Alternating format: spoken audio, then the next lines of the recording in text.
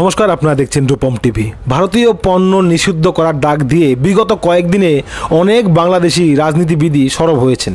BNP নেতা তো নিজের স্ত্রীর ভারতীয় শাড়ি জনসমক্ষে পুড়িয়ে দিয়েছেন, আবার সোশ্যাল মিডিয়াতেও ভারতীয় পণ্যর বয়কটের ডাক দিয়েছেন অনেক বাংলাদেশি। তবে এরই মাঝে কৃষি পণ্যর ক্ষেত্রে বাংলাদেশে যে পুরোপুরি ভারত নির্ভর তা ফের সামনে আসলো।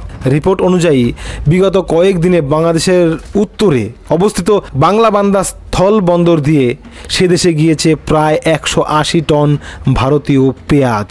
তো যত বড় বড় লেকচারই মারুক বাংলাদেশ, যত বড় বড় ফালতু কথা বলুক, আসলে যে তারা ভারত ছাড়া বাঁচবে না সেটা পরিষ্কার।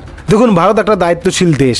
ভারত বাংলাদেশের সঙ্গে সম্পর্ক ভালো রাখতে চায়, কিন্তু বাংলাদেশে এই মুহূর্তে কট্টরপন্থী মৌলবাদীরা চালাচ্ছে সরকার। তাই বাংলাদেশের সঙ্গে ভারতের সম্পর্ক খারাপের দিকে। তা না হলে ভারত এবং বাংলাদেশের সম্পর্ক খুব ভালো। তো যাই হোক, যারা বাংলাদেশটাকে পাকিস্তানের পুরকিতে চালাতে চাইছে যে ভারতের থেকে কিছু নেব না, তারাই আবার 180 টন ভারতীয় পেঁয়াজ নিয়েছে।